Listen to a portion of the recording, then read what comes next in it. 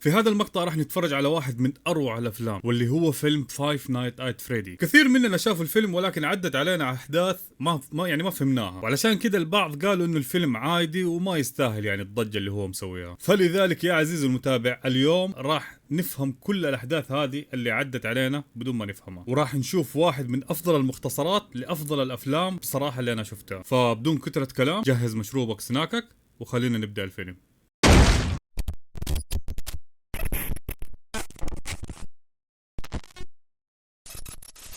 في البداية يظهر شخص لابس طقم حارس الأمن وواضح عليه إنه ميت من الخوف وإنه بيهرب من شيء يلاحقه. إحنا ما نشوف الشخص اللي وراه ولكن نعرف إنه في مكان عمله واللي هو مطعم مهجور اسمه فريدي فازبر، وفجأة يتحاصر عن باب مغلق ويتمسك. بعدها يتم تثبيته بالحديد وتبدأ آلة على شكل قناع لكن من داخلها شفرات حادة ومتجهة على وجهه وواضح إنها فرمته. ويظهر جدار في المطعم عليه رسومات كثير وفي وسطها رسمة أرنب واقف مع أطفال، وخليكم فاكرين هذا الجدار لأنه وراه أمور جدا مرعبة وجدا سيئة لكنها راح تبان معانا داخل القصة. يصحى مايكل من النوم عشان يروح لعمله، ولما يدخل على أخته الصغيرة عشان هي كمان عندها مدرسة لكن يلقاها صاحية ويبان عليها إنها انزعجت من وجوده، واللي كان بسبب إنها تعاني من حالة نفسية. لكن للأسف ما في أي اهتمام من أخوها اللي هو كمان يعاني من اضطرابات نفسية وحياة صعبة كمان بعد ما توفوا أبوهم وأمهم. وفي عمله كحارس أمن في مول يقابل زميله اللي يلقى عنده كتاب صغير يشرح طريقة تساعد الشخص على إنه يقدر يرجع بالزمن عن طريق النوم. ضحك زميله وقال له مين يصدق هذا الكلام. رد عليه مايكل بجدية إنه واثق من هذا الكتاب لدرجة إنه زميله اقتنع وحب يستعيره منه يعني، لكن ظهر على مايكل إنه جدا مهتم فيه وما يقدر يفارقه. فجأة يظهر موقف لرجل يسحب طفل بالقوة فيجري عليه بسرعة مايكل ويضربه ضرب شديد لأنه يعتقد إنه يخطف الولد، ولا جاء في باله إنه أبوه مثلا. وبسبب هذا الموقف ينفصل من عمله واضطر الآن إنه يبحث عن عمل آخر. فيستقبل ستيف ولما يقرأ ملفه يلقى تاريخه سيء في الوظائف اللي اشتغل فيها، بالتالي أكيد قال له إنه ما عنده وظيفة له، لكن في وظيفة في مكان ثاني راح يكون فيها لوحده، وإنه الوظيفة كمان حارس أمن ومهمته فقط إنه يمنع الحرامية من الدخول ويحافظ على نظافة المكان، وإنه راح يكون وقت دوامه ليلي. بس في مشكلة إنه راتبه راح يكون قليل كمان. يرفض مايكل الوظيفة بسبب إنه ما يحب يشتغل في الليل، غير إنه الراتب كمان ما هيغطي مصاريفه. ستيف يتقبل رايه لكن يعطيه رقمه في حال إنه غير رايه يعني. بعدها يرجع البيت ويقابل ماكس البنت اللي تقعد مع أخته آبي وقت خروجه من البيت، ولما هو يرجع ويكون متواجد في البيت ينتهي وقت عملها وتمشي. بعدها يدخل غرفة آبي عشان يطمن عليها ويلقاها ترسم أطفال يلعبوا في حديقة، ولما يسألها مين دول تقول له إنهم أصحابها، لا وبدأت تتكلم معهم كمان. يتركها وباين عليه إنه يائس من حالتها ويروح على غرفته عشان ينام ويشغل شريط فيه أصوات غابات وعصافير، وأول ما ينام يحلم بالحدث اللي صار معاه في الماضي ويشوف نفسه مع أبوه وأمه وأخوه جارث في الحديقة ومستمتعين بالإجازة. وقتها جارث كان يلعب وبعد عنهم بمسافة بعيدة. قام مايكل عشان يدور عليه لأنه بعد كثير، لكن قبل لا يوصل له شاف إنه انخطف في سيارة والخاطف هرب. وطبعا هنا نفهم إنه مايك يمارس الطقوس اللي في الكتاب والتعليمات عشان يرجع للماضي وينقذ أخوه عن طريق الأحلام ويوصل للشخص الخاطف، لكن مشكلته إنه كل ما يوصل لهذه النقطة ما يقدر يكمل ويلقى نفسه صحي من النوم. ثاني يوم بنشوف مايكل وعمته جين مجتمعين مع الأخصائية الاجتماعية، وكانت جين تطلب من مايكل إنه يتنازل عن الوصايا بأخته آبي لأنه شخص غير مسؤول وما هو قادر يعتني فيها. فمايكل يرفض إنه يتخلى عن أخته.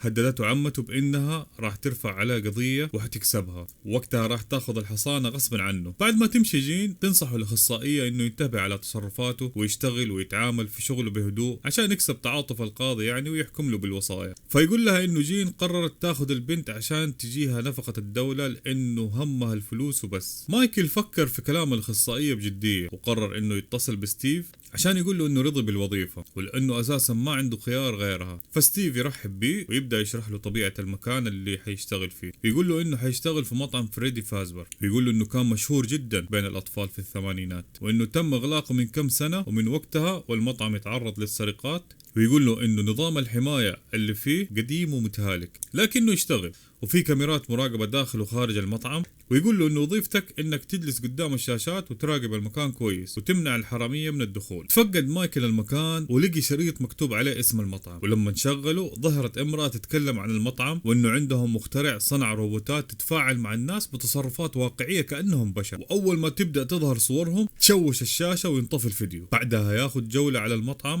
ويلقى صور الشخصيات في كل مكان ومعاهم فريدي، وينتبه كمان على الحائط اللي فيه الرسومات، وفجأة يحس بأنه في حركة في المكان ولما حب انه يستطلع عن مصدر الصوت لقى الروبوتات واضح عليها انها مهجورة. رجع ينام مايكل ويحلم نفس الحلم، لكن هذه المرة بعد ما يتم خطف اخوه يظهر وراه 5 اطفال واقفين ويطالعون فيه وهم ساكتين، ولما يبدأ يسألهم اذا كان احد شاف الرجل الكل يهرب وبسرعة يجري وراهم، ولكنه طاح. مباشرة بعدها يصحى من النوم، ولما يرجع البيت في الصباح يشكر ماكس على وجودها مع ابي، واللي قالت له اصلا عادي يعني هذا عملي وواجب علي. وتخرج من البيت وتظهر في مطعم هي واخوها جيف مجتمعين مع عمة مايكل اللي هي جين، واللي طلعت هي اللي موظفتها عشان تتجسس وتوصل لها اخبار عن مايكل. طبعا تبدا تقول لها انه لقي وظيفة ووضعه صار كويس واحتمال كبير انها تخسر القضية. اقترح جيف انه يروح له لعمله ويكسر له المكان، وبهذه الطريقة راح ينطرد من الشغل وترجع حياته كما كانت. جين تحمست مع الفكرة وقالت له انه ينفذها في اسرع وقت، وانه بعد ما ينتهي راح تعطيهم $1000 كمكافأة. في الليل مايكل يتجهز عشان يروح لعمله وتطلب منه اخته انه تروح معاه، لكنه يرفض. بعد ما توصل ماكس يروح لعمله، وللمرة الثانية كمان ينام اثناء عمله ويدخل للحلم. وفي هذه المرة وبعد تكرار كل الاحداث الين وصول ال5 اطفال يسألهم وبرضه يهربوا، لكن ذي المرة يمسك واحد فيهم لكنه يجرحه في يده ويحول وجهه لشكل مخيف. وهنا يصحى مايكل من النوم ويلقى صوت مزعج طالع من السماعات، واضاءة المطعم كلها اشتغلت، وعلى السريع يروح لمفتاح الكهرباء ويعمل إعادة تشغيل، ويلقى الشرطة واقفين على باب المطعم ويرنوا عليه الجرس. بس قبل ما يروح يفتح الباب في اثناء ما مايكل كان يطفي الكهرباء ظهرت كتابة على المراية تقول هذا انا، وظهرت كمان واحدة من الشخصيات كانت قريبة جدا من الغرفة اللي هو فيها لكنه ما ينتبه لاي شيء منهم. يروح على الباب اللي يلقى عنده الشرطية فانيسيا، ويبدا يتعرفوا على بعض وتلاحظ الجرح اللي على يده، وتقول له انها تعرف مكان شنطة الاسعافات في المطعم. ولما يدخل عشان تساعده في جرحه يسألها انت كيف تعرفي هذا المكان كويس؟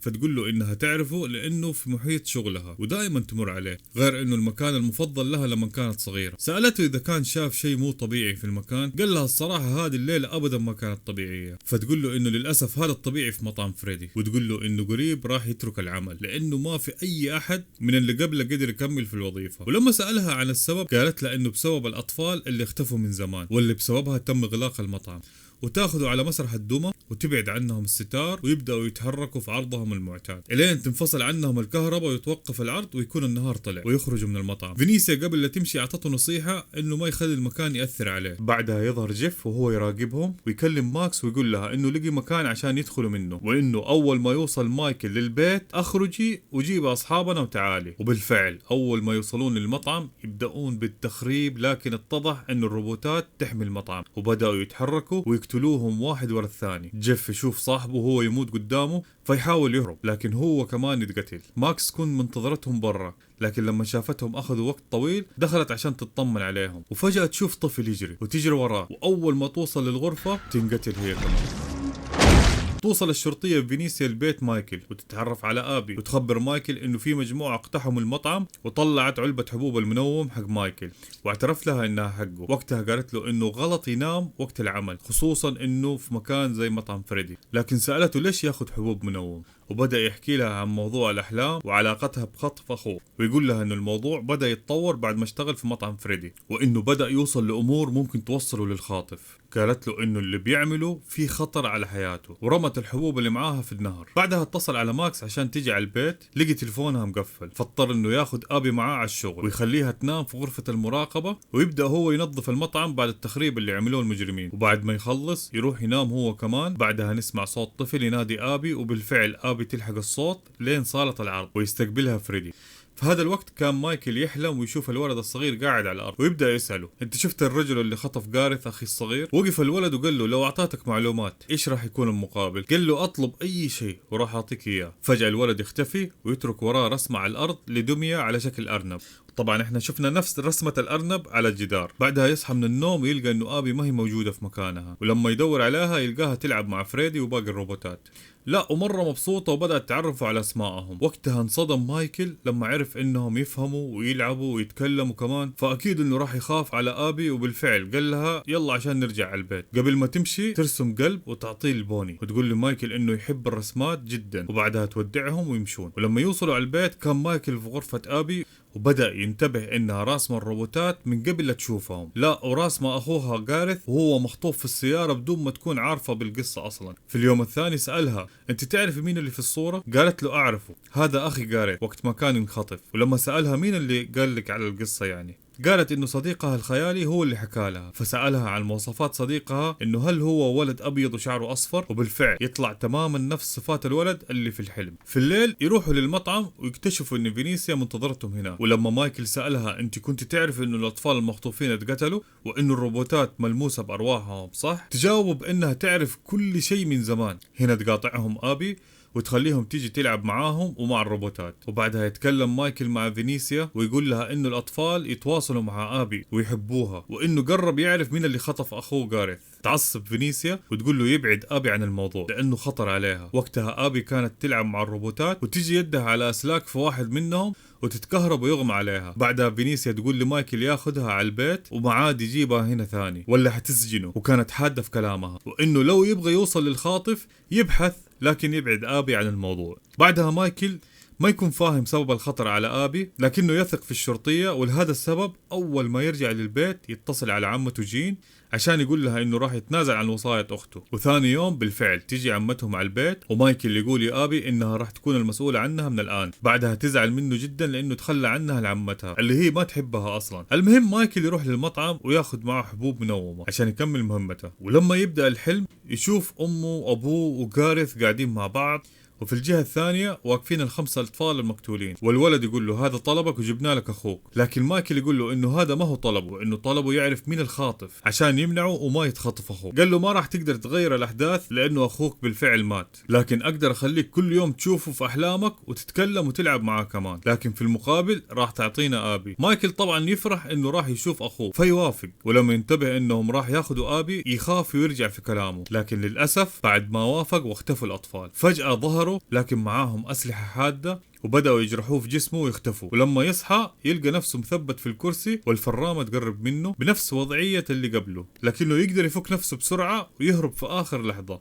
وفي نفس الوقت نشوف الولد ومعاه الروبوت في بيت عمتهم عشان يقابل آبي، وبالفعل يوصل لها ويقول لها تعالي معنا المطعم. وهم خارجين من البيت بيكون تخلص من عمتهم وقتلها. أما مايكل فيكون ورجع لوعيه ويلقى فينيسيا أنقذته بعد ما أغمى عليه من الجروح، ويقول لها إنه آبي الآن في خطر وإنه ما يعرف هم ليه يبون ياخدوها. فتبدأ فينيسيا تحكي له القصة من البداية، وإنه من الثمانينات كان في شخص هوايته خطف الأطفال، ولما كان يخطفهم ياخدهم على مطعم فريدي، وعشان يبعدهم عن أهاليهم والشرطة حاول إنه يخفي أجسامهم جوا الروبوتات، وبسبب الأدوات الحادة يموتوا، ومن بعدها أرواحهم بقيت محبوسة داخل الروبوتات. وقدر القاتل إنه يسيطر عليهم ويتحكم فيهم ويستخدمهم في قتل ناس كثير جدا. سألها طيب القاتل هذا مين يكون؟ فتقول له إنه اسمه ويليام آفتون، وإنه للأسف أبوها كمان. بدأت تبكي وتقول له إنه أول مرة تكشف عن هذا السر، وإنها كانت ما تعرف كيف كان لازم تتصرف. الآن كل هم مايكل إنه ينقذ آبي، ولما سألها كيف يقدر ينقذها أعطته سلاح صاعق كهربائي، وقالت له إنه راح يساعده إنه يخرب المحركات اللي تحرك الروبوتات ويشيل حركتهم،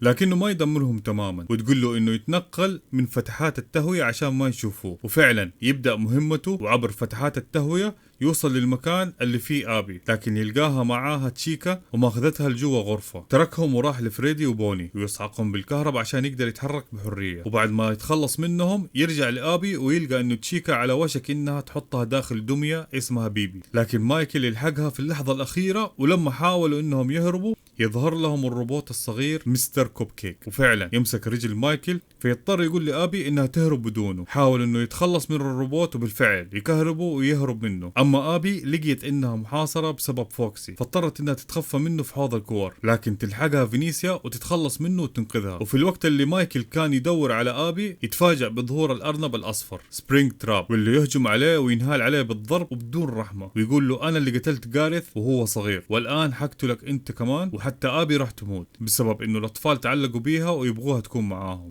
وبكلمة منه يرجع كل الروبوتات لحالتهم الطبيعية. وفي الوقت اللي كان راح يقتله بالسكينة تهدده فينيسيا بالسلاح عشان يتركه، لكنه يكشف عن وجهه ويظهر معانا الشخص اللي وظف مايكل في البداية، واللي هو أبو فينيسيا، وكان مستاء جدا من بنته فينيسيا لأنها كشفت سره، وكمان تهدده بالسلاح، فيهجم عليها ويطعنها بسكينة في بطنها ولا كأنها بنته. وقتها مايكل يشوف الرسومات اللي على الجدار وينتبه إنه رسمة الأرنب الأصفر معاه 5 أطفال، فيفهم انه مسيطر عليهم عن طريق الرسومات، فتجي فكرة انه يقول لآبي تغير الرسمة عشان تعرف الاطفال انه هو القاتل وهو سبب موتهم. وبالفعل غيرت آبي الرسمة، ولما الروبوتات شافوها عرفوا الحقيقة وما عاد صار مسيطر عليهم، وطبعا قلبوا عليه وهم مستائين منه. وحتى البدلة اللي هو لابسها بدأت تتحرك الشفرات اللي داخلها وتقتله بنفس الطريقة اللي قتلهم بيها. بعدها أخذ مايكل فينيسيا على المستشفى، وفي الوقت اللي كانت فاقدة الوعي على السرير يكلمها ويشكرها على إنقاذ حياته وحياة آبي. بعدها ياخذ آبي عشان يرجعوا للبيت، وفي البيت تقول له آبي إنه بكده الأطفال صاروا وحيدين في المطعم المهجور، وتطلب منه إنهم يزورونهم من الوقت للثاني. فيوعدها مايكل بأنه يفكر في الموضوع. هنا ينتهي الفيلم، وعلى فكرة هذا جزء من 3 أجزاء، يعني المفروض إننا راح نشوف جزئين كمان بس لسه ما نزلت. وإذا ودكم نعمل لها ملخصات لما تنزل، أو حابين تشوفوا أفلام معينة ثانية، اكتبوا لي في الكومنتات، وأكثر كومنت راح تجي لايكات هو اللي راح ناخذ منه الفيلم الجاي. سلام.